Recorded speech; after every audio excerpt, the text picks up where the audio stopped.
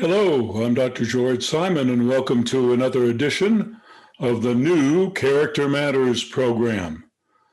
We've been discussing all things narcissism in the past several programs, and this installment of the new Character Matters is part 6 of that discussion, episode 7 of the program, part 6 of All About Narcissism. Narcissism is a big topic these days, but there's a lot of misinformation out there, a lot of not so much incorrect information as insufficient and somewhat misleading information out there. One of the reasons why narcissism is such a popular topic is, as we've mentioned many times on this program, and as I first wrote about in all 4 of my books, which you can find on Amazon or go to the website at drgeorgesimon.com. That's drgeorgesimon.com, and find information on the books. But ever since I began writing about these things many years ago, it's become more common for folks to be aware. There's a lot more information out there. We've come to realize how prevalent the phenomenon that I call character disturbance is.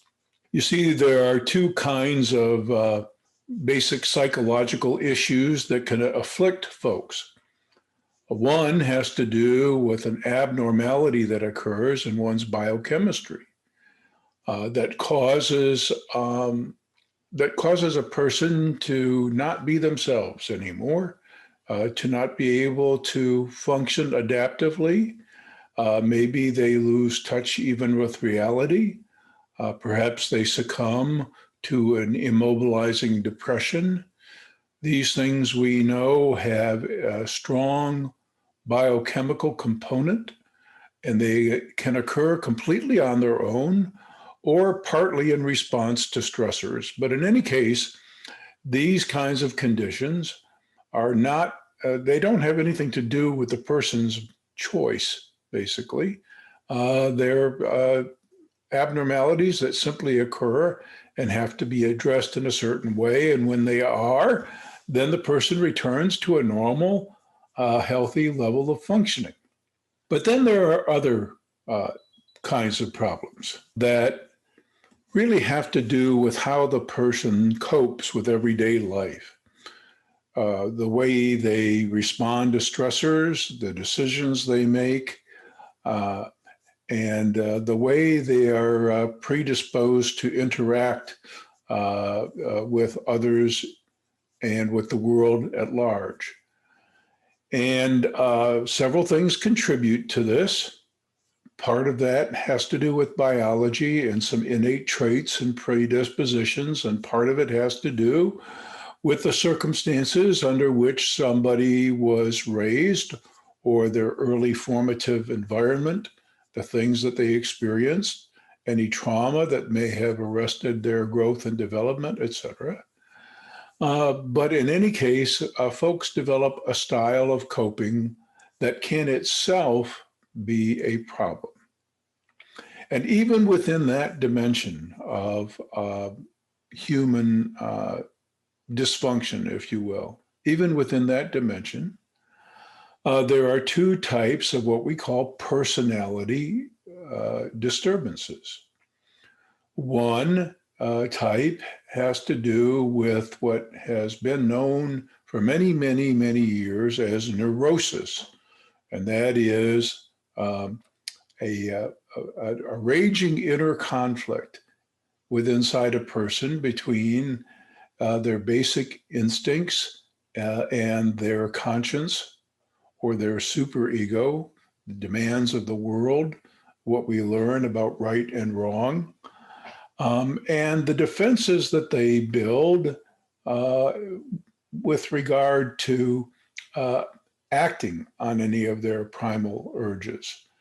Neurotic personalities are easy to work with in a clinical setting in therapy. They're usually in a great deal of distress. We'll have a whole program about this at some point in the near future. But neurotic individuals, because they are in a lot of inner distress and because they really need to kind of emotionally unload on someone, they will readily seek help because they're kind of miserable.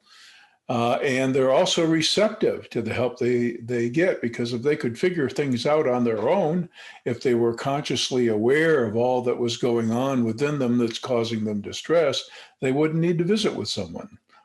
So they only need a helpful, supportive atmosphere, a trusting relationship with a caring professional who can help them work through their inner conflicts and insecurities and fears that they haven't yet resolved, and come to a better place in life. Then there are personality disturbances that are more rightfully called character disturbances. Character is that moral or ethical side of personality that reflects our internal moral compass. And unfortunately, there are individuals today, many more of them than there used to be, for a lot of reasons that we'll talk about perhaps in a future program. But for a lot of sociocultural reasons, there are individuals who don't form a solid enough, a healthy enough internal moral compass. They don't learn and internalize the hard lessons that they need to learn in order to function in a pro-social manner, in a healthy pro-social manner. And as a result, their relationships are kind of a mess. They tend to use and abuse within relationships, sometimes unwittingly, sometimes quite wittingly. But in any case, the problem is who the person is, not what has happened to them in the way of some kind of biochemical imbalance, but rather how the person wants to style themselves, how they want others to perceive them, the kind of person they want to be, the ways that they prefer to cope. These kinds of things define character disturbances, and they exist along a spectrum.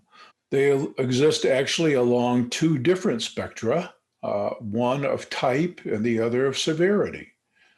So you can have relatively benign character disturbances, and you can have some very malignant ones. And that's what we've been talking about in the last few episodes. And I've been delving into the most malignant character disturbances, the most malignant kinds of narcissism that there are, generally expressed in what we have sometimes called sociopathy or psychopathy.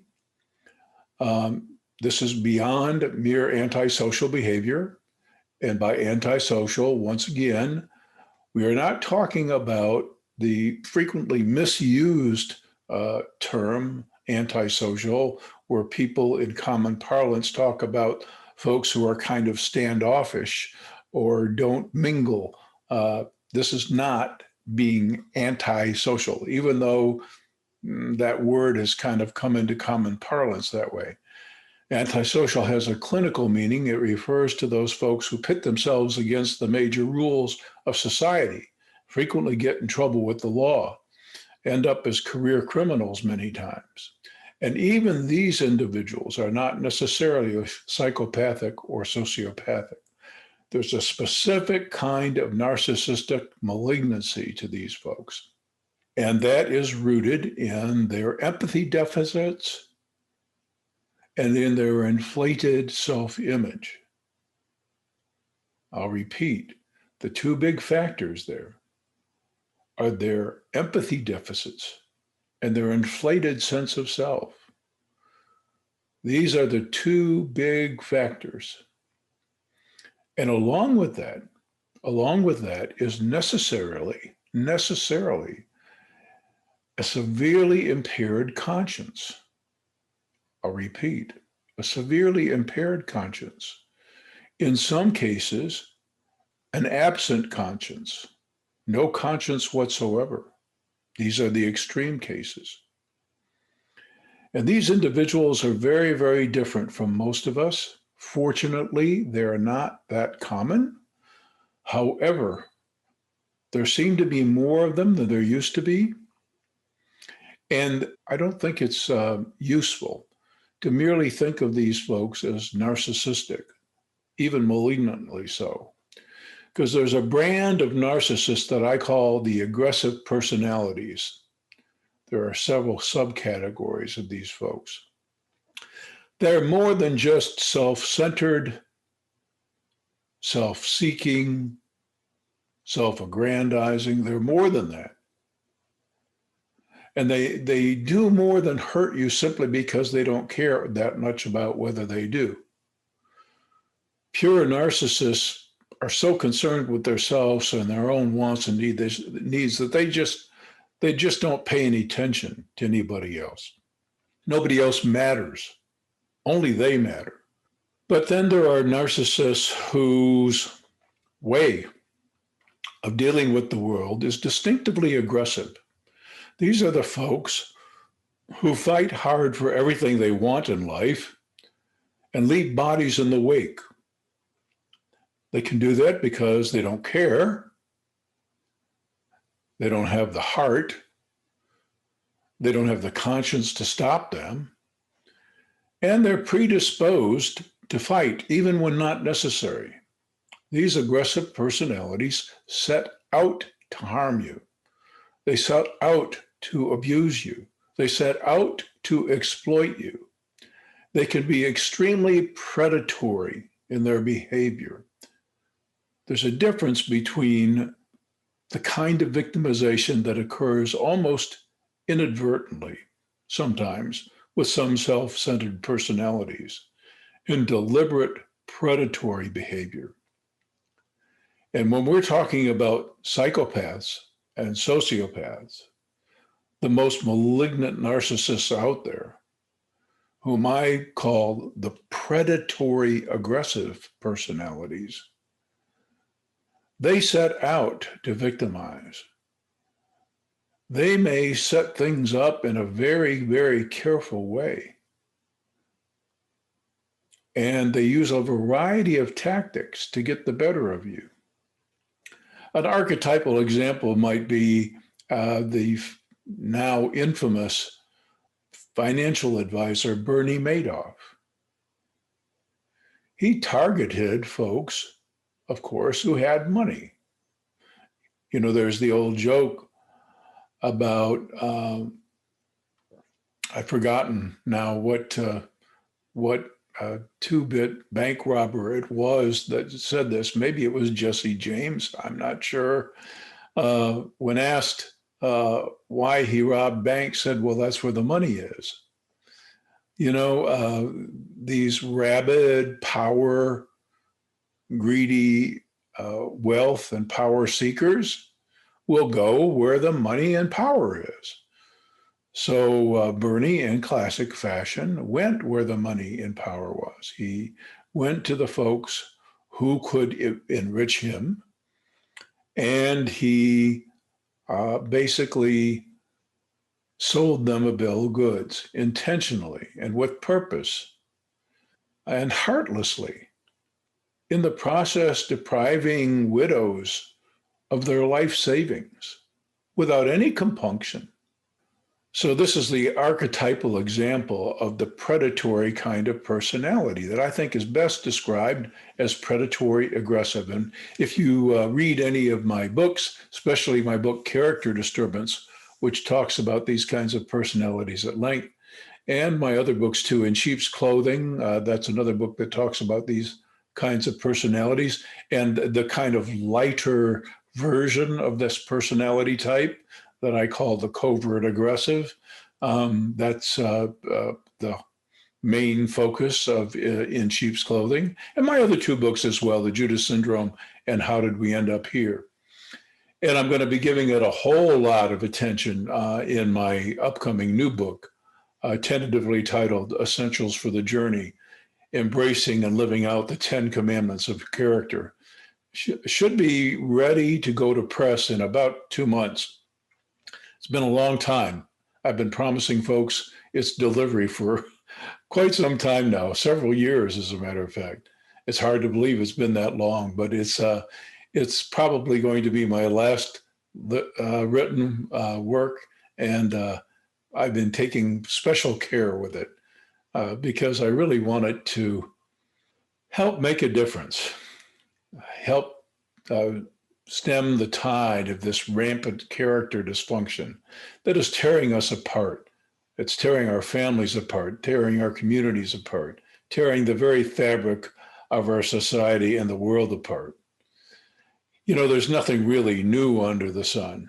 Human beings have always had tendencies uh, within them that can be very problematic. But we also developed social structures, family structures, and other structures to help us develop character, to help us tame our baser instincts, to channel them, to be better than just pure beasts. We develop these structures and then we gradually watch them erode. And that's why we're in the predicament we're in. That's why so many relationships don't last, why so many marriages fall apart, why so many families dysfunction and are broken, and why so many communities are split, why the world is at the height of tension once again, because we let those structures erode.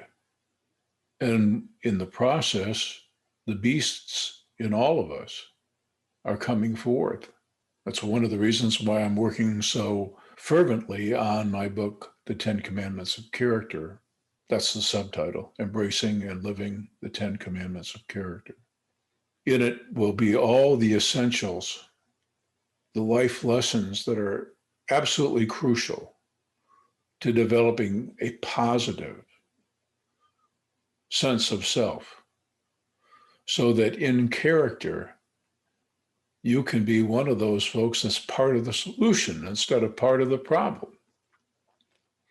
Character is not something that happens overnight. It takes very deliberate, sustained effort, and with the right kind of support, the right kind of community support, the right kind of family support, the right kind of institutional support, maybe even faith community support. It takes all kinds of support, as well as intention and persistence and determination and purpose to forge a good character. So let's talk just a little bit more about one thing that I mentioned in the last program about these most seriously malignant narcissists that I call in my books the predatory aggressors, and that some have called psychopaths or sociopaths. Let's talk a little bit more about this dimension of compartmentalization. You know, I mentioned before that the two main factors involved in this most malignant form of narcissism are empathy deficits and an inflated sense of self. And as a result of both of those, a markedly impaired or even absent conscience. But with respect to empathy deficits, we are talking once again about a spectrum phenomenon. There's a matter of degree with this. And what we know from ample research, what we know is that some individuals who can be incredibly predatory also have the capacity for some degree of empathy.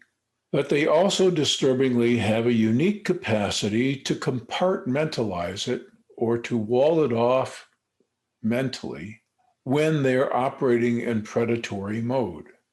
You see this, for example, in the person who, for whatever reason, we don't really fully understand it, is inclined deviantly sexually toward the characteristics of immature individuals.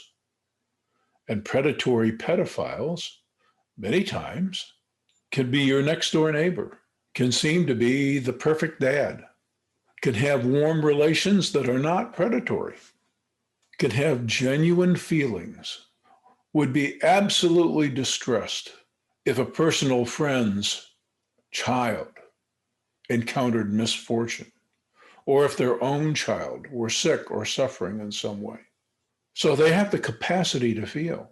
But when they spot an individual that they have an interest in, a deviant, unhealthy interest in, they can somehow turn off all feeling, even all feelings of possible regret or remorse.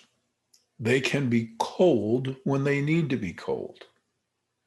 And this is a disturbing characteristic. As I said earlier, fortunately, such individuals, such cold-hearted predators, or capable of being cold-hearted predators, are relatively rare.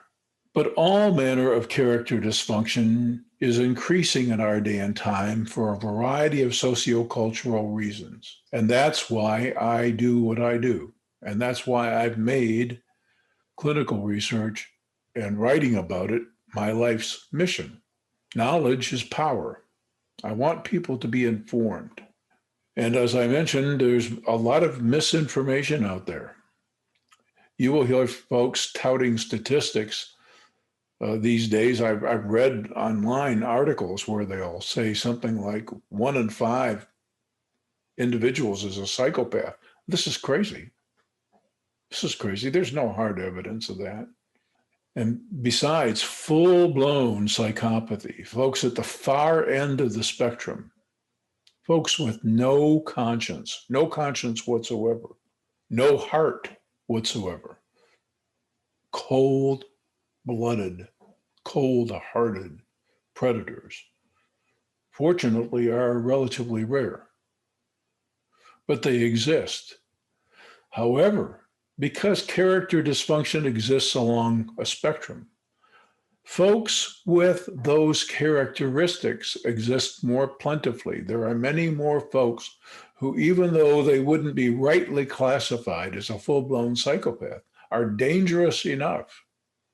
And that's the problem that we're having today. And perhaps even a bigger problem than that is how few mental health professionals are savvy enough about these matters and have the tools and the equipment to deal with it. We're going to talk in another episode about the phenomenon of therapy-induced trauma.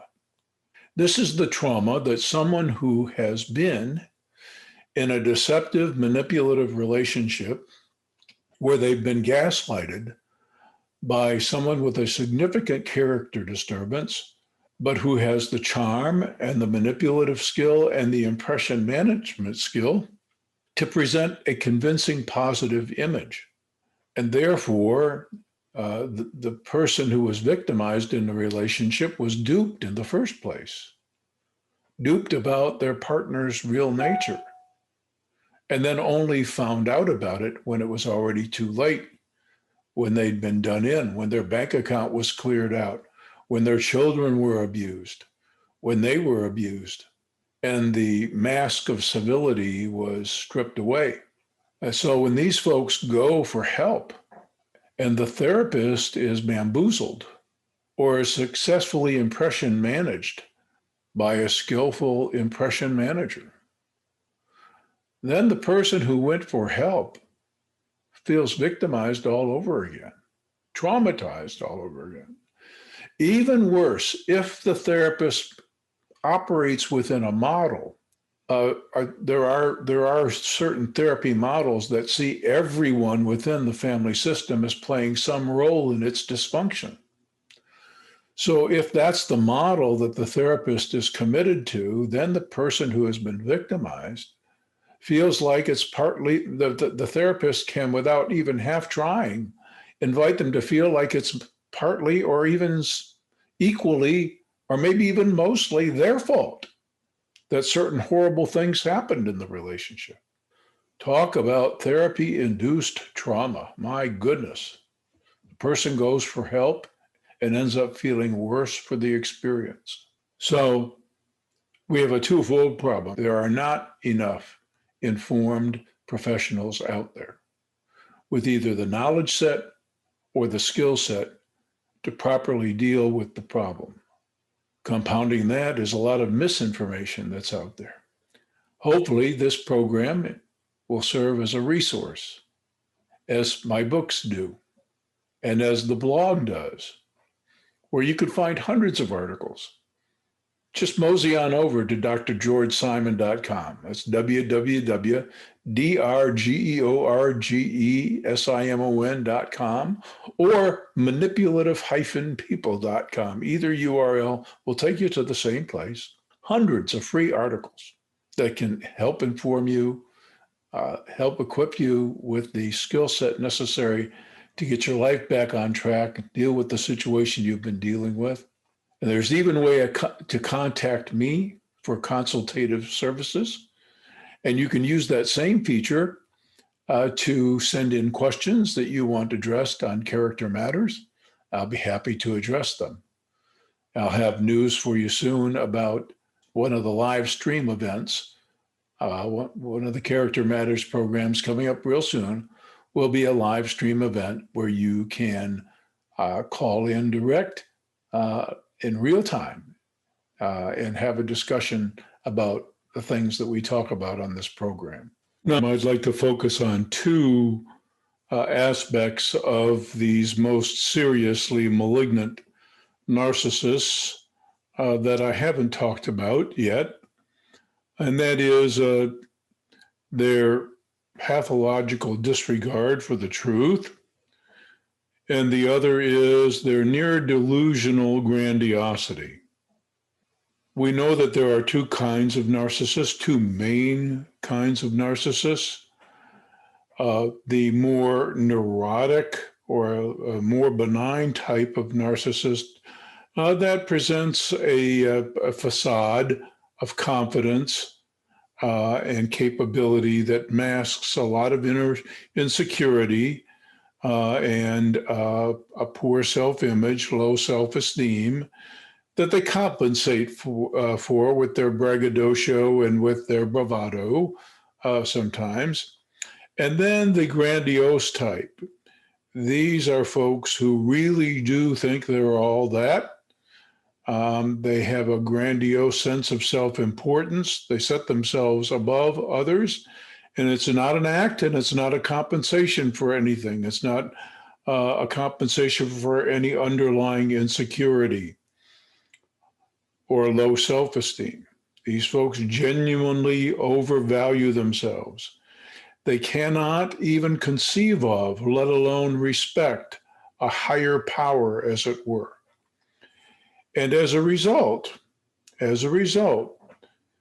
they have a great deal of trouble reckoning faithfully with the truth, because the truth, the objective truth about anything, is the ultimate higher power, if you will. It's what challenges a person's grandiose sense of self, and it's what challenges a person's wishful thinking with regard to reality. And with these really severely disturbed characters, reality is what they think it is. One famous researcher said, for them, thinking makes it so. What they say is true in their own mind, and they want to make it so in your mind as well. This is one of the things that produces the gaslighting effect.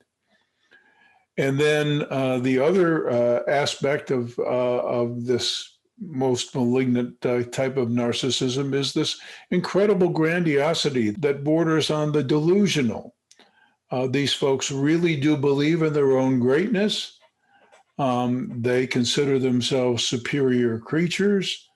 This is, by the way, what gives them license in their own mind to prey, P-R-E-Y, on those they perceive as weaker or inferior in some way. And their sense of their own greatness can border on the delusional. As a famous researcher also once said, they are truly legends in their own minds. And they're not swayed by anyone else's opinion or any objective facts about their history. And we used to think that they employed unconsciously the defense mechanism of denial. And that's why they basically just couldn't see the truth. Their whole sense of self would be so disturbed, they would experience so much anxiety, we used to think, that they unconsciously put up denial mechanisms and just couldn't recognize the truth.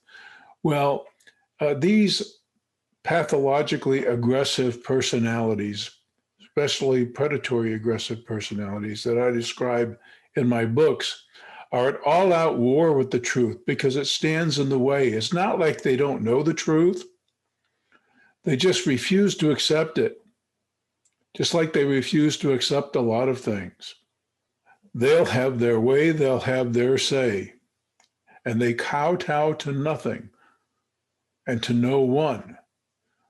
They respect no higher power. They can barely conceive of one because their sense of self is so pathologically inflated. And I'll have more to say about these two things on the next edition of the New Character Matters.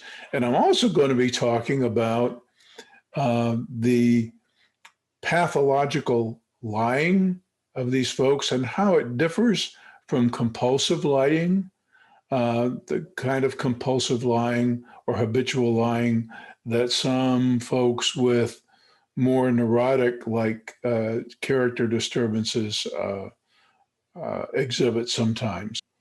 You can find my books, In Sheep's Clothing, Character Disturbance, How Did We End Up Here, and The Judas Syndrome, all on Amazon.com or any of the online booksellers or in your favorite bookstore. If they don't have it, they can certainly order it. I'm Dr. George Simon. See you on the next installment of the New Character Matters.